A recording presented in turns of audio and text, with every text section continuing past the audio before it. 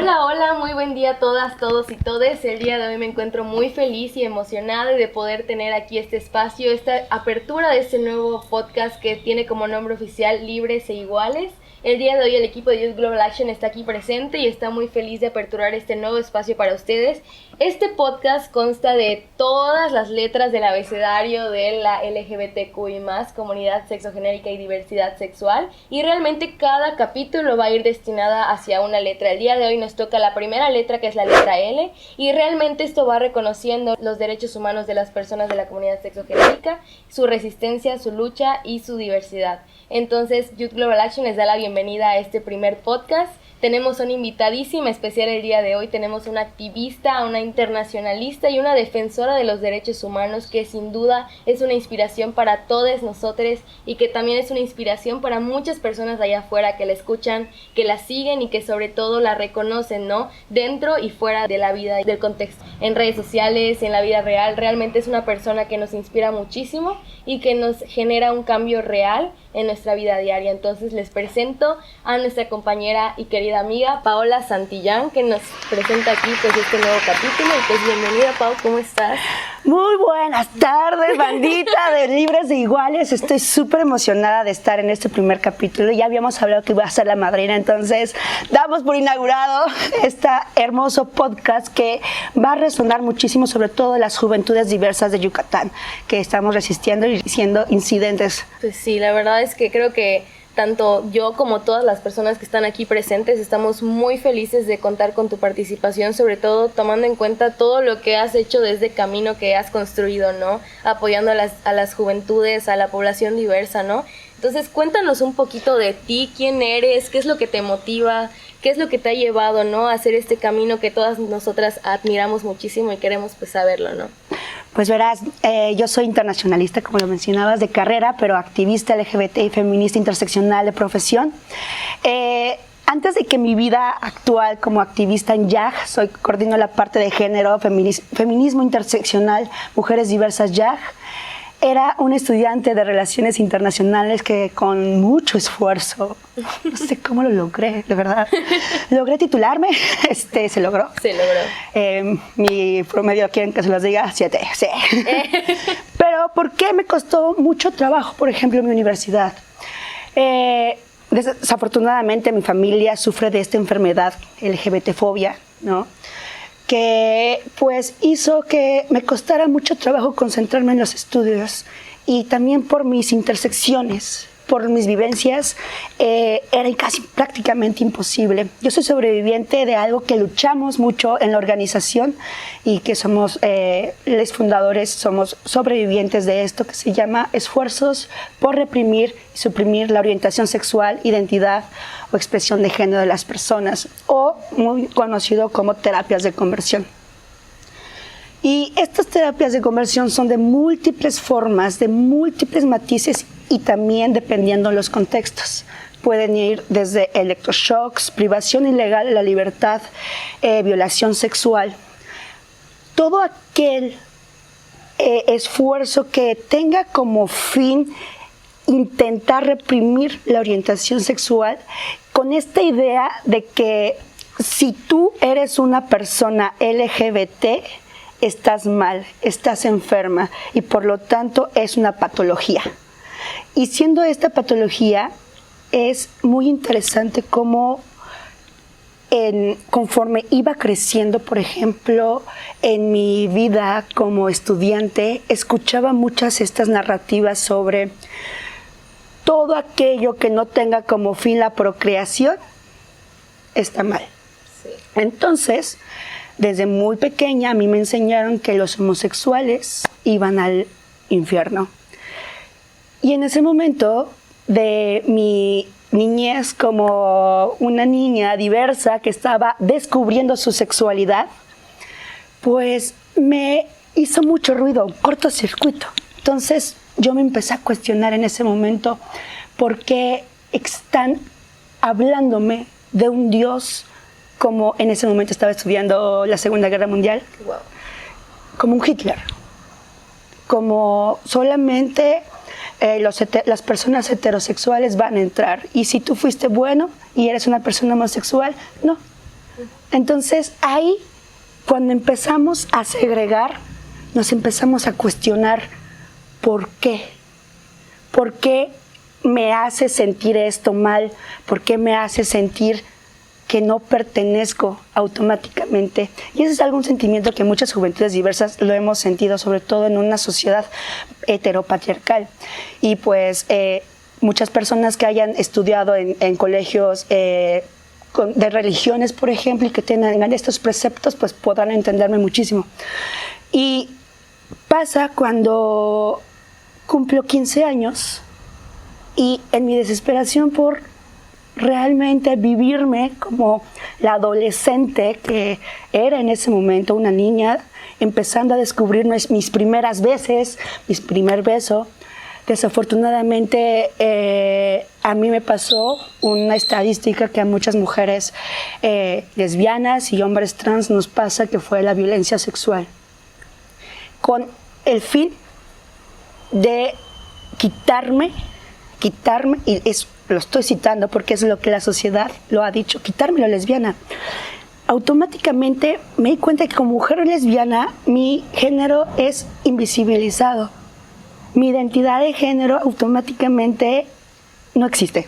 Entonces, aunque yo me identifico como una mujer, por lo tanto, aquí me gustaría hacer un paréntesis de aquellas mujeres lesbianas. No han sido a nosotras que nos han negado nuestra identidad por ser lesbianas. Y ese es un muy buen paréntesis para hacer un llamado, sobre todo a mujeres que están replicando discursos de odio en contra de las mujeres trans, por ejemplo. No repliquemos las mismas violencias que nos han pasado a nosotras. Ahora, cuando yo entré a la universidad, pues, ¿cómo iba yo a concentrarme cuando me pasó esto? Y cuando me pasa esto, Fay, yo reprimí mucho mi sexualidad al punto de volverme una niña muy triste. Esto que me pasó lo puse al fondo de mi corazón, lo guardé bajo llave y no le hablé por 10 años. Empecé a resistir, empecé a resistir y sobre todo a sobrevivir intentos de suicidio, intentos de escapar de casa. Cuando siempre decimos en la organización que la orientación sexual es como, o la sexualidad en sí es como un río. Si tú le pones una presa, va a buscar su cauce. Se va a llenar y va... Y así pasó conmigo.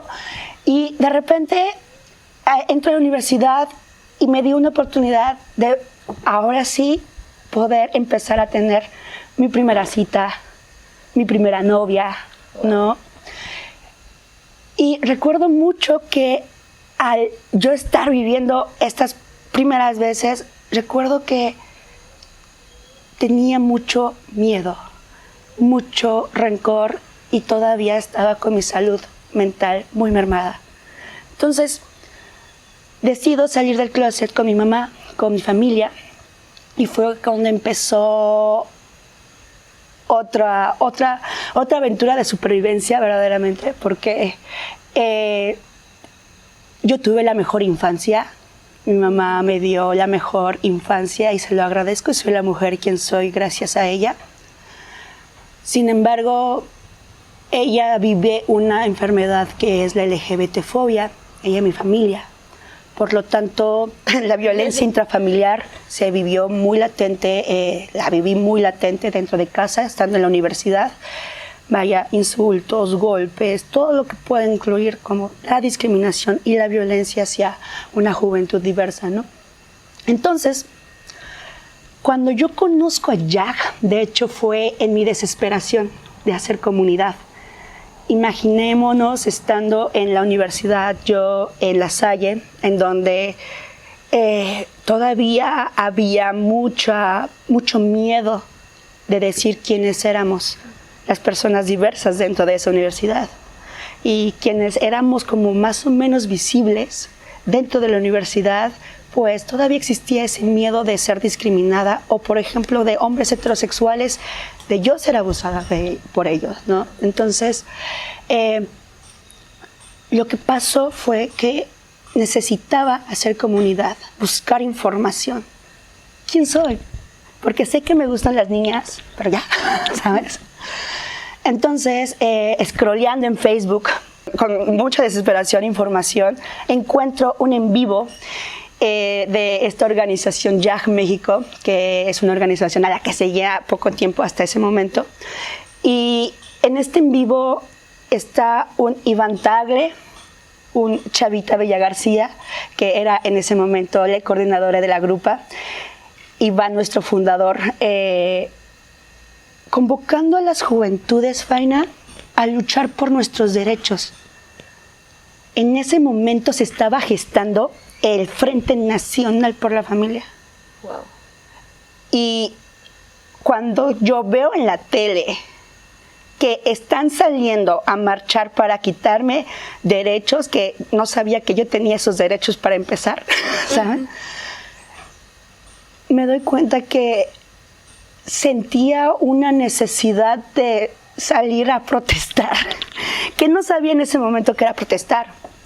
No es lo mismo verlo en la tele que empezar a sentirlo y ya después le das la definición, ¡ay, quería protestar! ¿Sabes?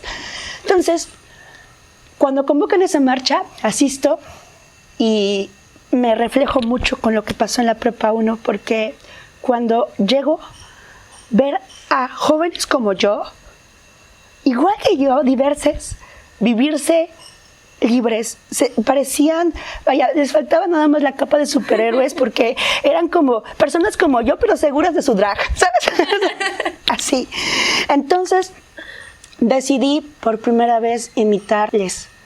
Deseé sentirme como ellos estaban sintiendo, revolucionarios, y empecé a gritar consignas. Fue la primera vez que alcé mi voz como mujer diversa. Y al poco tiempo recuerdo mucho que tenían su grupo de jóvenes. La grupa. La grupa de jóvenes. La famosísima. La famosísima grupa de jóvenes. Que por cierto van a tener Dani y Juan muy pronto acá. Eso me acaban de dar la noticia y me encantó. Ella es uno de los coordinadores de la grupa. Y pues darme cuenta que había chiques como yo contando sus experiencias era algo nuevo, porque no es lo mismo contarlo con tus amigues de la uni, de la prepa, que con personas que quizás hayan no vivido lo mismo, pero saben lo que significa el rechazo, la segregación por ser quienes somos. En la grupa escucho la historia de mi hermano, del director de YAG, Iván Tagle, y fue la primera vez que sentí la necesidad de contar lo que me pasó, de abrirlo y abrir esto que tenía en mi corazón bajo llave y contarlo después de 10 años. Las respuestas de amor y de cariño, por supuesto, nos hicieron esperar. Recuerdo muchísimo esa sesión, fue muy poderosa, porque más chicas, mujeres diversas como yo, empezaron a abrirse. Fue como empecé a contarlo y empezaron a contar sus experiencias. Nos dimos cuenta que al ser las chicas, al ser una organización LGBT que estábamos voluntariando, porque aparte de ser usuaria en ese momento, también pues empecé a involucrarme como a voluntariar, a servir vino, de repente esa era mi actividad favorita. Barrer, yo sentí que barría la homofobia, yo sentí que barría, no les ha pasado que cualquier actividad que involucre voluntariar por tu comunidad, esa es una actividad que te llena muchísimo, ya sea desde barrer, desde servir copas, desde levantar la mesa, ¿sabes? Yo sentía que estaba acabando con la LGBTfobia en el mundo.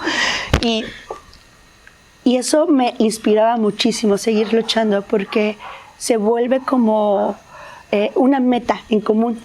Y al ser esta organización LGBT, el paso más natural es hacia un feminismo, ¿no? Pero no cualquier feminismo, sino un feminismo interseccional. Yo en ese momento de mi vida no tenía idea qué era el feminismo, no tenía idea de qué era la violencia de género. Y les estoy hablando que yo estaba en una universidad, sí privada, sin embargo con muchos sesgos inconscientes con respecto a la diversidad sexual, ¿no? Y de derechos humanos. Entonces, pues saber que yo como mujer diversa podía alzar la voz, pues básicamente era impensable, o se le ponía como esta etiqueta de qué oso. Y en ese momento, pues como joven, te desarma, ¿no? Pero la colectividad fue lo que hizo que nosotras y nosotres empezáramos a armar también dentro de la grupa de jóvenes un programa dirigido a mujeres diversas y hombres trans, porque nos dimos cuenta que recuerdo mucho que Iván me empezó a mandar a cursos, a talleres sobre qué es el feminismo, qué es el género, empezar a entender qué es la identidad de género y mi orientación sexual, ¿no? Y que existen más orientaciones como ser lesbiana, bisexual, pansexual, vaya. El espectro. El espectro. Y por supuesto que cuando empezamos a formar este programa era la necesidad de crear acciones y actividades que nos concentraran para poder crear filosofía. Wow. Y esta filosofía que se creó de estas actividades y activaciones fue pues la siguiente: no separatismo, porque nosotros nos formamos desde la colectividad. Y entiendo que al chico gay también le cruza la violencia de género. En las marchas, por ejemplo, tenemos siempre sí, un objetivo como tal, pero en nuestros contingentes siempre va a haber toda la diversidad, ¿sabes? Desde la LGBTIQ+, personas aliadas, mamás, chicas trans, por ejemplo, que son sus primeras marchas, que son adolescentes. Hemos tenido chicas trans desde 13, 12, 11 años que van acompañadas de sus mamás. Entonces, ¿cómo garantizamos nuestra propia seguridad para seguir cosechando y sembrando esta filosofía? Y en esta filosofía, pues por supuesto, uno de nuestros temas muy base es erradicar las terapias de conversión o los ECOSIG. Es básicamente nuestro derecho a ser, es nuestro derecho más básico, el libre desarrollo de la personalidad, para que yo pueda casarme después, ¿no? Y si lo decido, si no, porque si voy a casar, chiques. Sí, la coordinadora de proyectos de la organización es mi futura esposa, es mi prometida, nos vamos a casar pronto. Les voy a contar esta pequeña anécdota. Wow. Fue cuando pasó matrimonio igualitario, me explotó, yo estaba muy feliz porque imagínense en un contexto de pandemia, cuando pues ¿qué iba a pasar si yo llegara a enfermar? Mi familia homofóbica tendría que decidir sobre mi cuerpo en lugar del amor de mi vida, de mi futura esposa.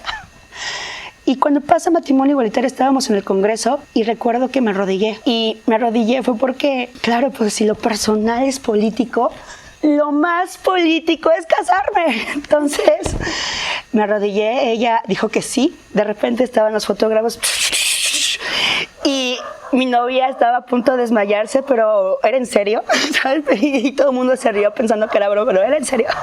Me dijo que sí, por supuesto. Y fue un momento muy feliz y creo que esos son los momentos que valen muchísimo la pena luchar para llegar a ellos, porque a veces como juventudes nos detiene mucho nuestras familias, nos detiene mucho el heteropatriarcado, que a veces lamentablemente nuestras familias pueden estar inmersas. Y aquí me gustaría plantear una frase que marcó mi vida, mi carrera, que es una frase de una gran lesbiana que se llama Nancy Cárdenas, que pues ya ahorita ya está en el universo, Ella fue una de las madres fundadoras de nuestro movimiento LGBT en México. En los años 70, 1973, sale al aire en un programa muy famoso en ese momento con Jacobo Zabludowski, denunciando las terapias de conversión y el abuso policial en contra de las personas LGBT. Y ella dice una frase, imagínate, en 1973. ¡Wow! En ese México, se lo dijo a ese México. Entonces, por supuesto que su frase pues ha marcado mucho el programa, ¿no? La conciencia feminista nunca llega como un regalo, sino es más bien una iluminación paulatina que se va apoderando de una persona sin que ésta pueda hacer nada por impedirlo, a menos que esté furiosamente entrenada para el sometimiento. ¿Y qué es este sometimiento del que nos habla Nancy?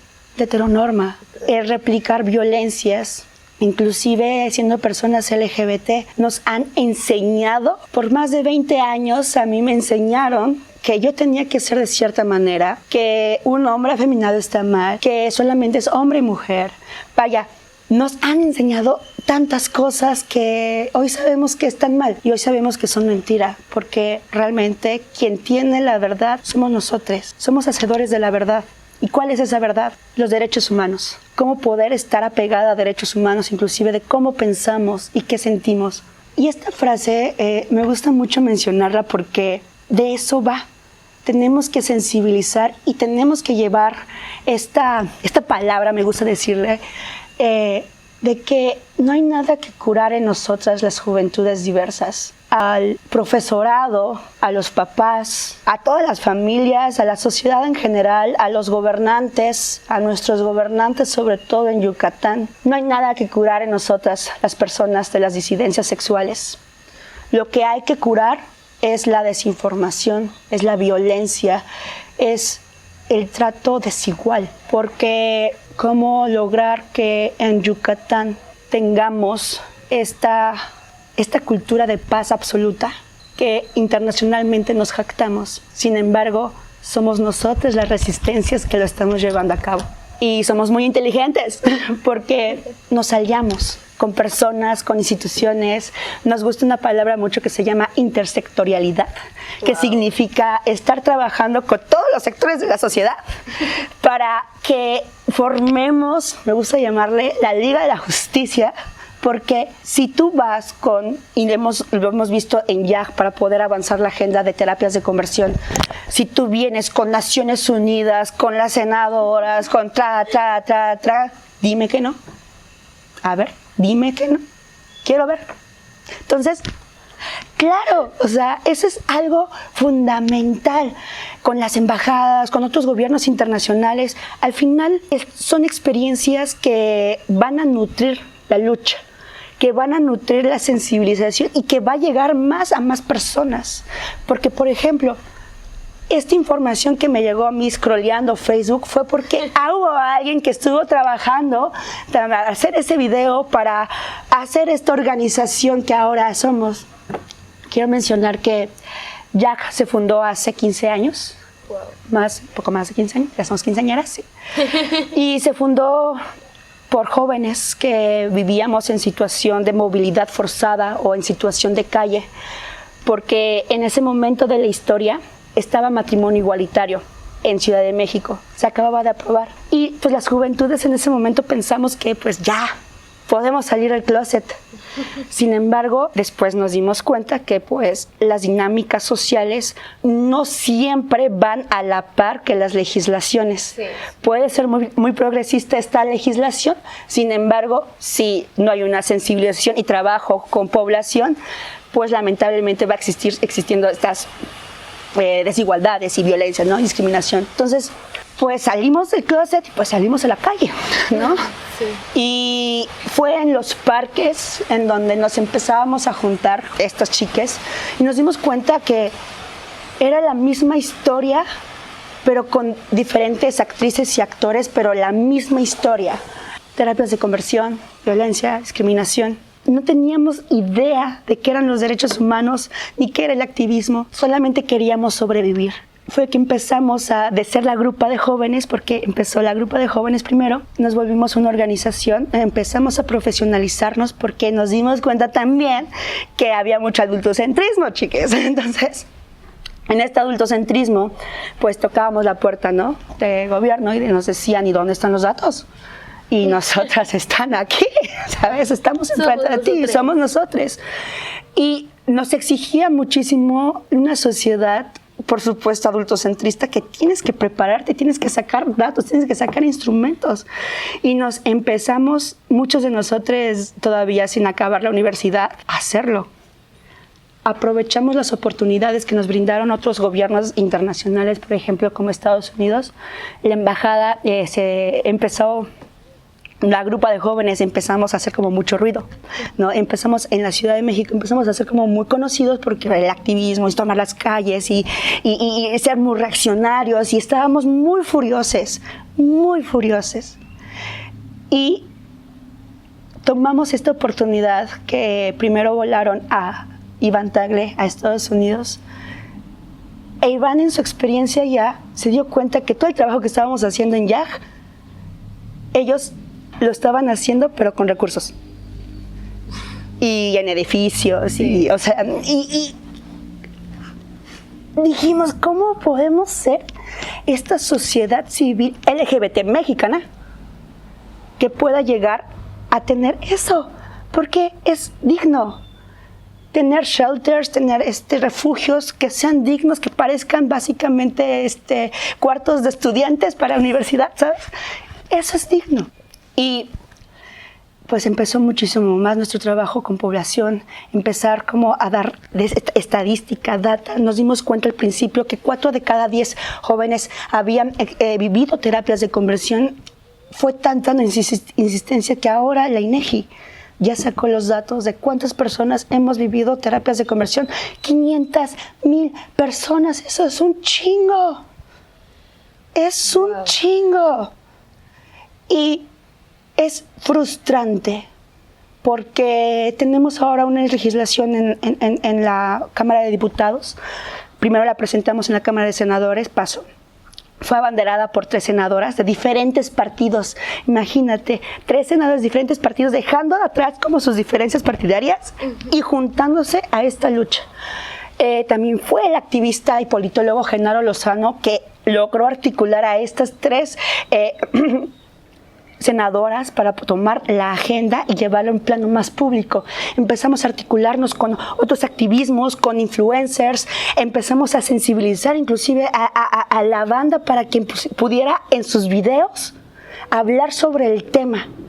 Y con esta información que pues desde nuestras vivencias y lo que hemos recabado, pues hacerlo, ¿no? Explotó. Y de ahí sale la campaña Nada que Curar. Esta campaña fue un rotundo éxito porque por primera vez estábamos poniendo sobre la mesa el tema de terapias de conversión en América Latina. Creamos el primer dossier por una terapia de aceptación y no de conversión, que es el primer dossier donde recaba nuestras historias, donde recaban los datos, donde recaban inclusive experiencias que hemos acompañado y la necesidad imperante de las legislaciones para prohibirlas. Nosotros sabemos muy bien que en México existe un 98% de impunidad. Y nos han preguntado muchísimo, ¿para qué quieren una legislación? ¿Por qué quieren hacerlo punitivo, no? Y la respuesta es porque estamos hablando de tortura. En un país donde el 98%, 2 de cada 100 casos se resuelven, es importante tener estas legislaciones porque también hemos tenido pues registro que han habido gobiernos que han financiado centros de conversión. ¿Y cómo prevenimos que pase? Con una ley. Y la pregunta es, ¿por qué es una ley punitiva? Porque estamos hablando de un tema de tortura. Perdón, pero la violencia sexual se tiene que castigar. Privar a alguien de la libertad también se tiene que castigar. Y si existe el componente de lo hicieron porque soy una persona LGBT, es atacar el fenómeno. Sabemos nosotros que va a ser muy complejo, pero no imposible, poder inclusive sensibilizar a las fiscalías sobre este tema, ¿no? Algo que me gustaría puntualizar muchísimo es que estas legislaciones, Faina, para nosotras, las sobrevivientes de ECOSIG, significan una reparación del daño que algún día se nos hizo. Un daño histórico. Un daño histórico. Y recordemos cómo fue nuestra primera marcha del movimiento en el 79. Ni enfermos ni criminales. Y es esto, me gustaría puntualizarlo. Es que verdaderamente creo que, como tú mencionas, ¿no? O sea, son tantos datos, son tantas personas que han vivido la misma historia, o sea, son las mismas historias, diferentes personajes, ¿no? Como mencionas, y creo que es algo muy fuerte el hecho de que hasta cierto punto de la historia se hayan cuestionado que esto estaba mal, ¿no? Que no era algo normal, que las instituciones, que las autoridades, que las personas te torturen, porque es tortura, ¿no? Entonces, como mencionábamos hace rato, ¿no? Lo que no está prohibido está permitido, entonces pues es momento de accionar, ¿no? Es momento de meter presión. Esa presión que tú me mencionabas hace rato creo que es lo más importante, y de igual manera escuchar tu historia, ¿no? Que creo que muchísimas personas que nos escuchan el día de hoy van a poder identificarse, que muchas de las personas que nos escuchan están dentro de estas estadísticas, es lo más fuerte, ¿no? Y pues esta historia que a ti te ha movido, esto que a ti te ha pasado es lo que te ha construido y es lo que inspira a muchísimas personas. Entonces déjame decirte que realmente todo pasa por algo, y las cosas más difíciles realmente pasan por algo y le dan un rumbo a nuestra vida para poder inspirar a las demás personas. Y verdaderamente eres una guerrera, eres una persona que hasta el día de hoy ha podido resistir, porque la palabra es resistencia, hermana, has resistido a todo esto que te ha pasado, y verdaderamente creo que ya estás pagando, ya estás cobrando, ¿no? Todo lo que te ha pasado, porque realmente ahorita en este punto de tu vida yo creo que estás siendo tú, estás brillando, estás demostrando que a pesar de que hay una tormenta, siempre sale el arco iris, ¿no? Y este arco iris, pues somos nosotros que estamos aquí resistiendo. Y pues escuchar igual que ya vas a tener pues tu boda, que ya vas a tener una vida, ¿no? Ya fuera de todo esto que fue tu pasado, ¿no? Entonces creo que es inspirador para todas las personas escuchar esta historia y escuchar que al día de hoy, Jack México, Pau, muchísimos activistas, muchísimas personas ya están pues tomando acción, ¿no? Y no callándose todas estas injusticias que están normalizadas. Aquí no se visibiliza, en Mérida, Yucatán, Mérida, la ciudad blanca, ¿no? Y yo creo que hace 2 días estábamos en la marcha y estábamos con Pau, y Pau estaba ahí con su megáfono y estaba de que Mérida es blanca, es de colores, por eso ahorita está con su voz así ronquísima, pero de verdad que creo que es real, ¿no? O sea, Mérida sobre todo, que hoy en día esté abriéndose, esté aperturándose, que estas personas estén viniendo hasta acá, que estén realmente apoyándonos aquí a las personas de Mérida, ¿no? Creo que es lo más importante. Y pues ahora que nos contaste un poquito de ti, ya nos gustaría entrar a una etapa más de conceptos, más conceptual, más para que las personitas que nos escuchen pudieran entender un poco más de los conceptos. ¿Cómo definirías tú qué es ser una persona lesbiana? ¿Qué es ser lesbiana? ¿Qué significa este término? ¿Cómo definirías tú el término lesbiana? Que es la primera letra del abecedario. La primera, nuestro primer capítulo, claro que sí. ¿Cómo defino ser lesbiana? Como un acto de resistencia, como un obsequio de resiliencia.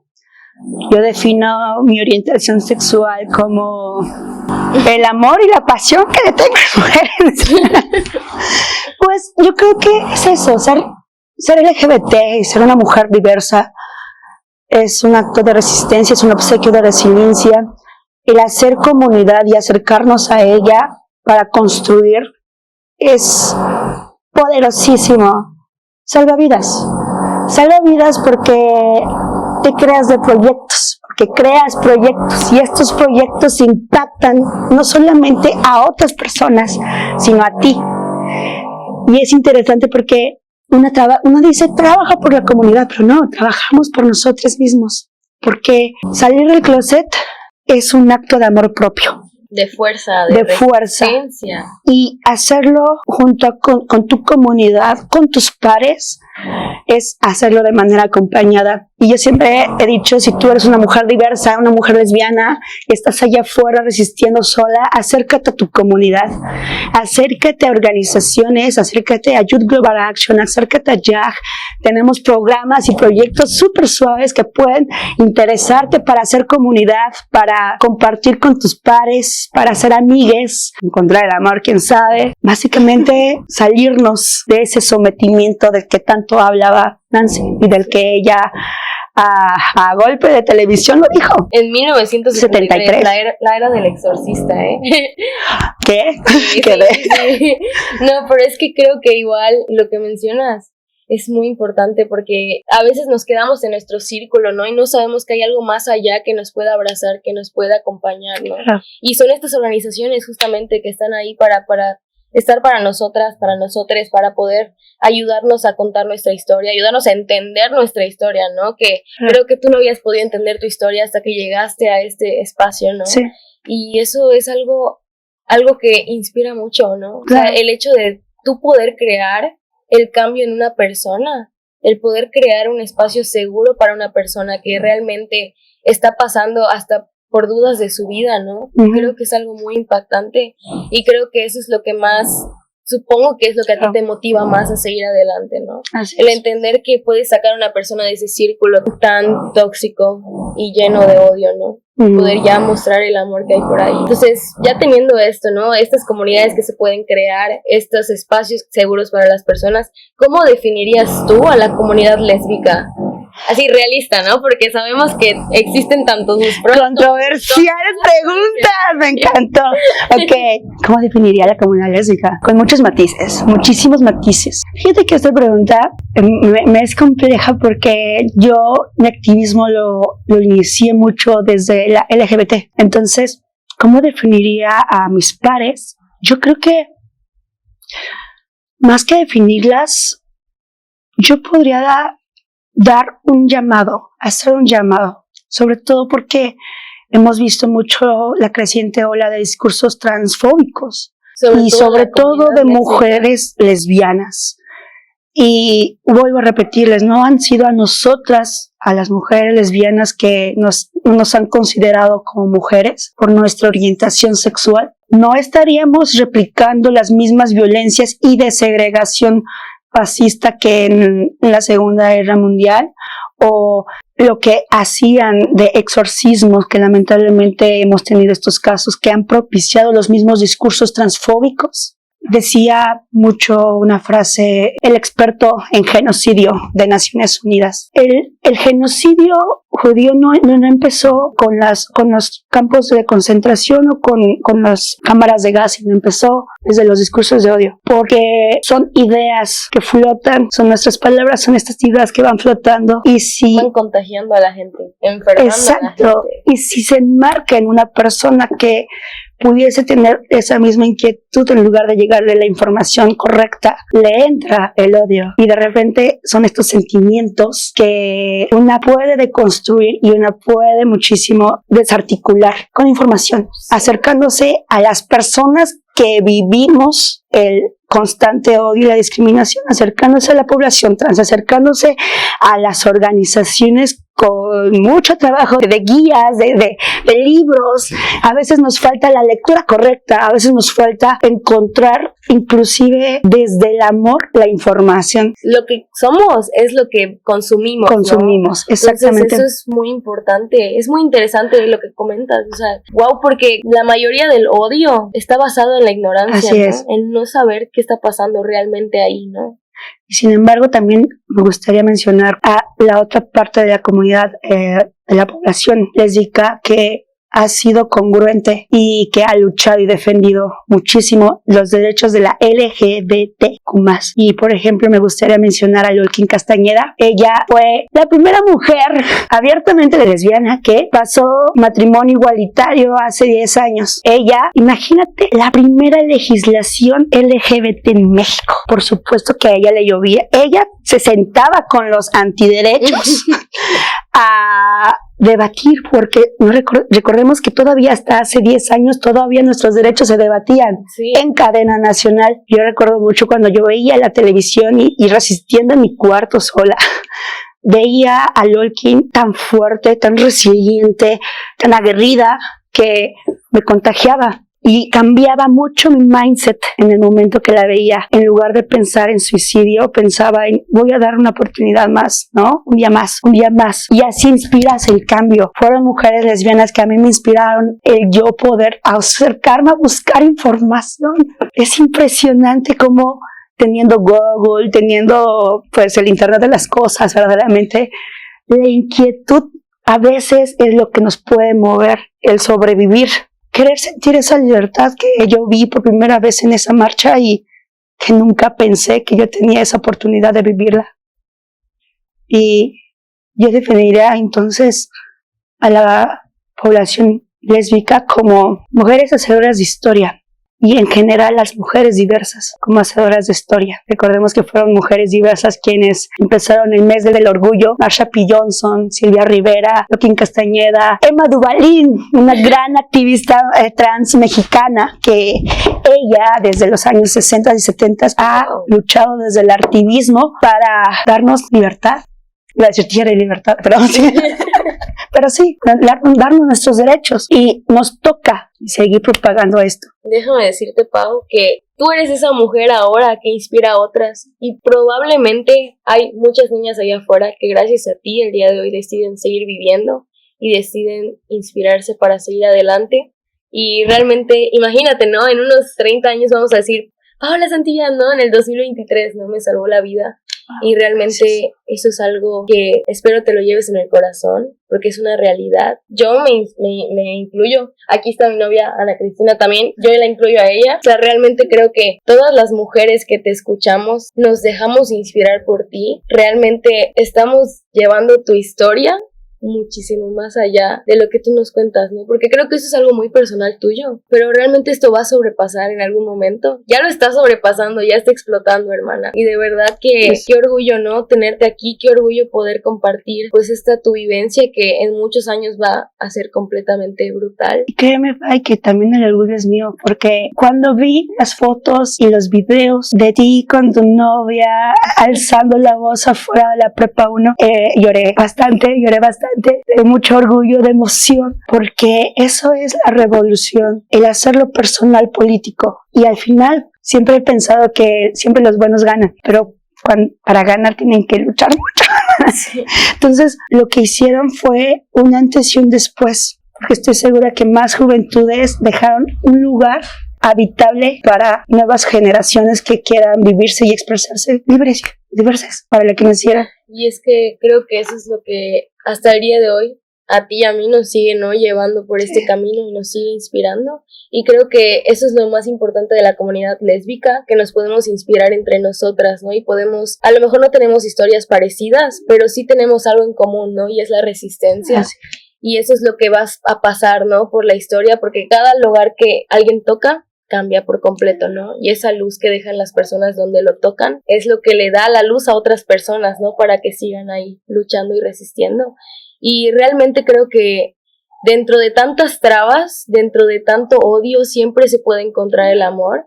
Y de hecho la siguiente pregunta es acerca de toda esta parte pues negativa, ¿no? Que muchas veces nos toca vivir. Yo creo que tanto tú como yo, como todas las personas que nos están escuchando, han tenido muchas trabas. Creo que casi nadie la ha tenido fácil, ¿no? En este camino de descubrirte y de aceptarte, ¿no? Entonces, ¿cuáles crees tú que sean las problemáticas que sean más visibles en esta comunidad lésbica? ¿Cuáles son los problemas que tú pudieras llegar a tener si te autodescribes como lesbiana, ¿no? Uh-huh. Creo que son infinitas, uh-huh. ¿no? Uh-huh. Pero más allá, hablando de una comunidad, ¿no? ¿Qué es lo más difícil dentro de la comunidad? Yo creo que el acoso, muchísimo. Dentro de las problemáticas pueden existir la salud sexual, reproductiva y nuestra salud mental. Yo creo que una de las grandes problemáticas también y que tenemos que hablar muchísimo como comunidad lésbica y como comunidad en general es el tema de la salud mental. Si vemos a la salud mental como un problema de salud física, porque lo es, verdaderamente lo es, dejaríamos de estigmatizar tanto a la salud mental y empezaríamos a tratar, porque el resistir deja secuelas. El resistir tanto tiempo, chicas, deja muchas secuelas, y sobre todo cuando eres una mujer lesbiana en un contexto de una heteronorma, un contexto machista, misógino, y en donde si yo me vivo como mujer lesbiana y salgo a la calle, hay una promesa inminente de violación, acoso, muerte si salgo de mi hogar. Y creo que eso es algo mucho lo que pasó en pandemia. Banda heterosexual y padres y madres de familia que nos están escuchando, si no les pasó lo mismo cuando pasó la pandemia y de repente dijeron en las noticias que nadie podía salir, ese miedo de ese enemigo invisible, de que si salgo de mi hogar me voy a morir, eso es algo que la comunidad, ese sentimiento es algo que la comunidad hemos vivido históricamente, por ese enemigo invisible que es la violencia, el odio, la discriminación. Es algo muy parecido que vivimos, ¿no? Entonces, ¿cómo tratar este tema de salud mental, dejando de estigmatizarnos y sobre todo acompañar, si tú eres familia de una hija diversa, acompáñalo, pero no con lo que tú creas, sino con preceptos e ideas conforme pegada a derechos humanos. Y eso lo vas a encontrar con las organizaciones LGBT o en Google, pero yo recomiendo más las organizaciones. También, por supuesto, pueden encontrar muchísimos materiales en internet que tenemos, como la guía Nada que Curar. Lo pueden descargar en jackmexico.org y varios instrumentos más, sobre todo que hemos hecho de estadística, que revelan datos muy fuertes y muy interesantes sobre el incremento de la violencia en las mujeres lesbianas cuando fue la pandemia. Nos dimos cuenta mucho en pandemia, de hecho, desde el programa de Mujeres Diversas nos volcamos a la atención a la población, porque imaginémonos que antes de pandemia, por ejemplo, mujeres trans podían salir por sus hormonas, ¿no? Pero ¿qué pasa en pandemia cuando les dan cita hasta 3 meses? ¿Qué pasa ahí? Tu salud mental, por supuesto, va a estar mermada porque no estás tomando estas hormonas que, pues, güey, es conforme a tu identidad de género, ¿no? La violencia sexual a las mujeres diversas, a las mujeres lesbianas, perdón, dentro del hogar. El hogar se convirtió en una cárcel de tortura para muchas mujeres lesbianas. En pandemia, privar a personas adultas de la libertad porque son LGBT. El tema de los antirretrovirales, por ejemplo, antes la banda podía salir a Clínica Condesa, por ejemplo, o a algunas otras clínicas por sus medicamentos, pero en pandemia, ¿cómo le haces cuando no has salido tampoco del closet y revelado tu estado zoológico a tu familia? Completamente. Entonces, es un tema también de un suicidio silencioso y muchas veces prefieren no decirle a sus familias y no tomar el medicamento que hacerlo. Entonces, como desde el programa y desde la organización general, volcamos todos nuestros esfuerzos a conseguir antirretrovirales, por supuesto, donaciones, llevar en ¿cómo se llama? En despensas, esconder mucho los medicamentos, las hormonas, mujeres trans que todavía estaban en el coso o que su familia lo saben pero no aceptan eso. Entonces, ¿cómo acompañas desde la pandemia la cárcel que cada persona LGBT está viviendo en sus familias, ¿no? Y se concentran más, se ¿no? concentran más, exactamente. Que en esto, y creo que, bueno, yo hasta el día de hoy no había cuestionado esta parte, ¿no? De la salud mental, porque sabemos que, ¿no? La ansiedad, de la depresión, pues es algo que se vivió mucho, ¿no? Dentro de la pandemia, no por estas partes, ¿no? De las personas diversas. Eso es, creo que es algo que casi no se habla. Creo que es importante, ustedes público que están aquí, que de verdad se cuestionen mucho esto, porque creo que es algo que nunca he escuchado que alguien lo haya platicado, ¿no? Entonces te agradezco mucho que lo estés comentando. Y la salud mental, claro que es salud física también, ¿no? Porque las repercusiones son físicas, ¿no? Como mencionas. Y pues igual, algo que se me vino a la mente ahorita, ¿no? No lo tenía planeado preguntar, la verdad, no teníamos planeado, ¿no? Esta pregunta, pero realmente creo que la palabra lesbiana, ¿no? La palabra lesbiana, que es tan ruidosa y a la gente le da tanto miedo, creo que esto tiene un trasfondo, ¿no? O sea, un trasfondo muy grande, ¿no? Pero en realidad no, yo escucho gente que dice, no, pues es que yo soy gay, ¿no? O sea, son mujeres lesbianas, pero prefieren decirse yo soy gay, ¿no? Claro. Porque es una palabra muy fuerte, ¿no? Y porque lo han utilizado en nuestra contra. Y qué bueno que preguntaste esto, porque a mí, yo también decía que era gay.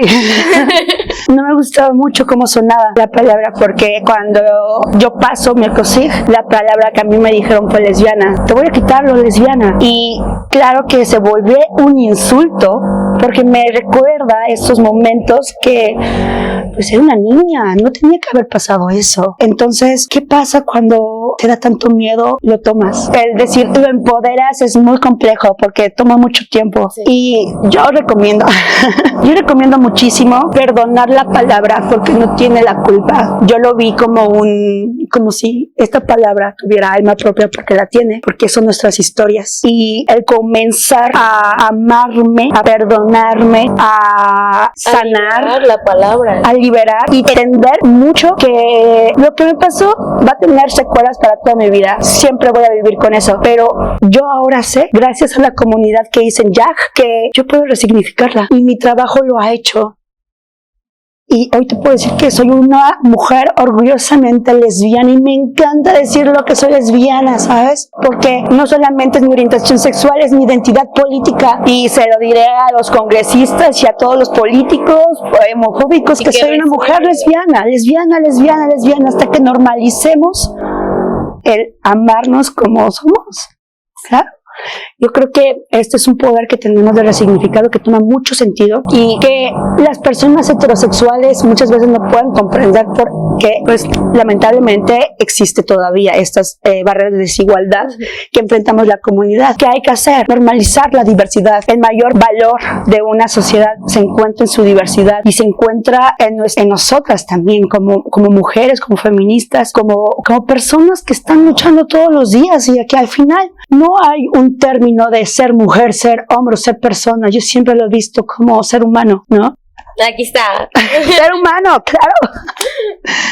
Y yo creo que desde ahí tomarlo realmente es darle otro significado de lo que a mí me dijeron que significaba dolor, tortura, intento de feminicidio. Darme yo cuenta de eso, por supuesto que en mi salud mental va a estar mermando toda mi vida, pero ahora yo sé que como mujer lesbiana y orgullosa, por eso utilizamos mucho el orgullo, porque nos lo han quitado, lo arrebatamos y no lo pedimos, lo exigimos. Como diría mi diputrans, a golpe de sentencia.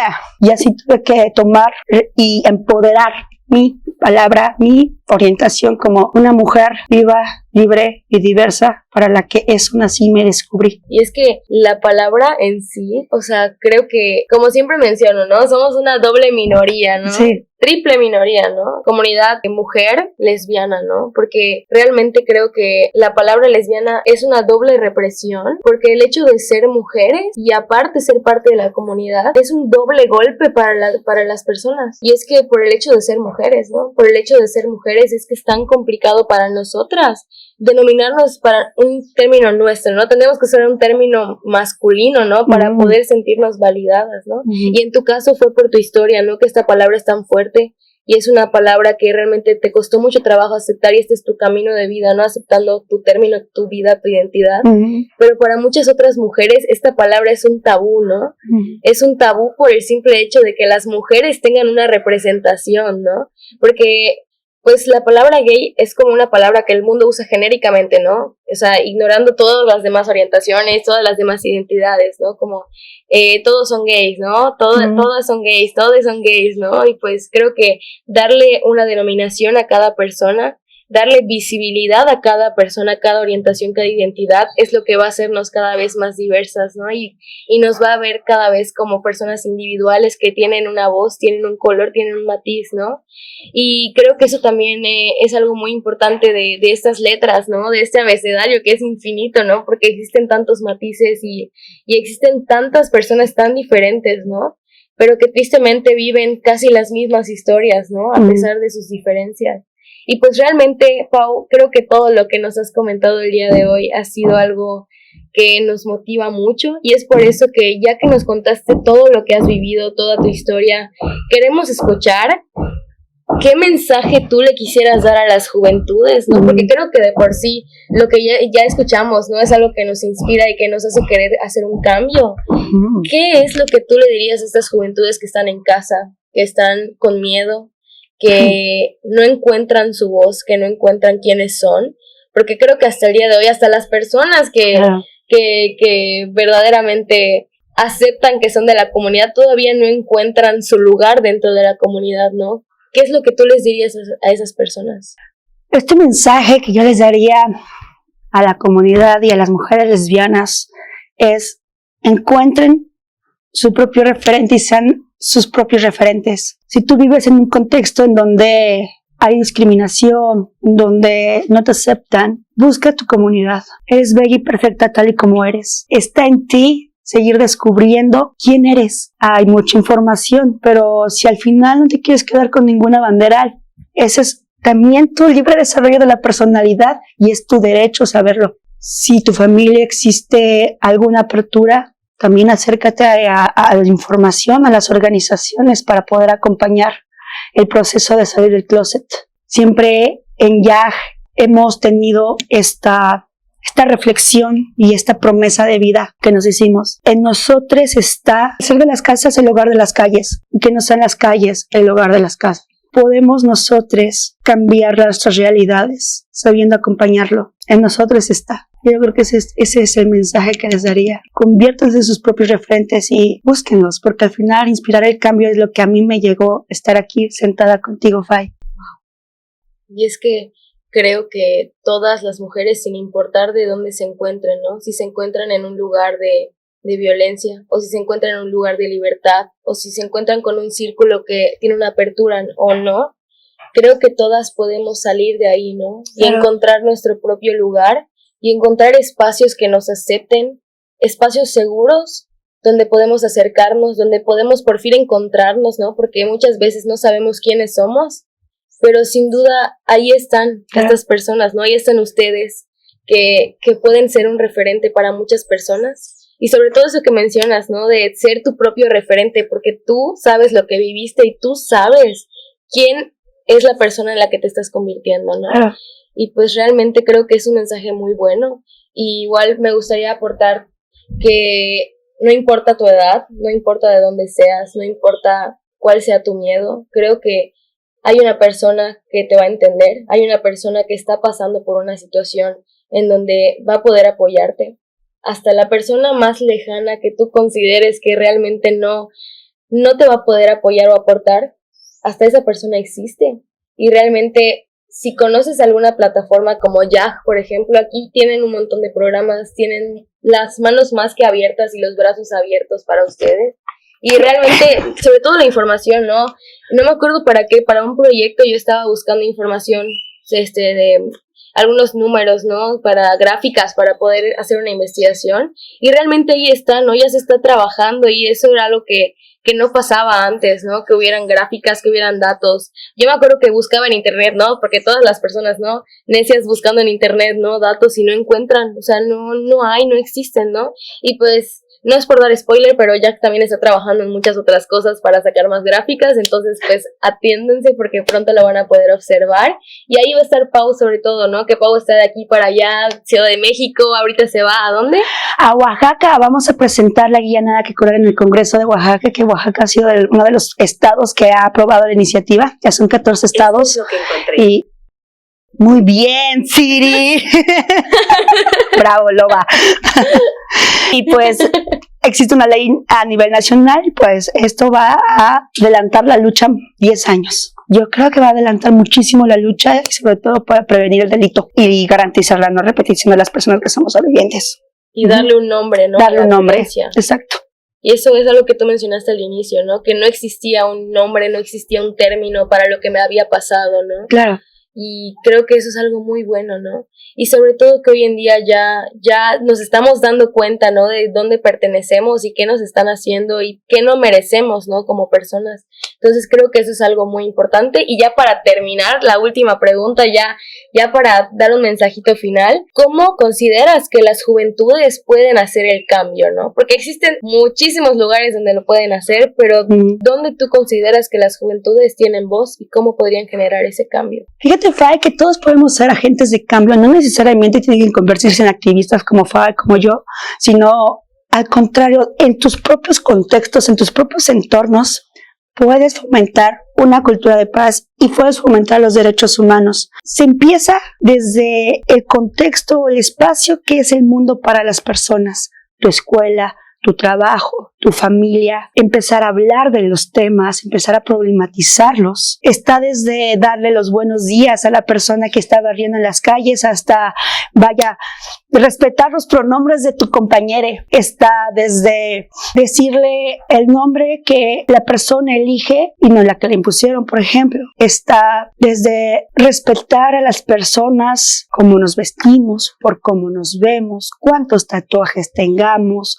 cuántos piercings tengamos, juzgamos, está en educar nuestra mirada desde una visión interseccional. ¿Y qué es esto? Saber reconocer nuestras diferencias, nuestros matices, y que esas diferencias y esos matices no sea un sinónimo de maldad, de malo, sino al contrario, sino un sinónimo de igualdad, de equidad, de vernos como personas libres e iguales. Porque pues al final, en 1946, estoy dando un dato, 7, googleenlo, ¿ok? Cuando la Asamblea de Naciones Unidas empezó, todos llegaron al mismo consenso. Nadie lo negó. Los derechos humanos son universales. Son fundamentales. Y son fundamentales, muy bien.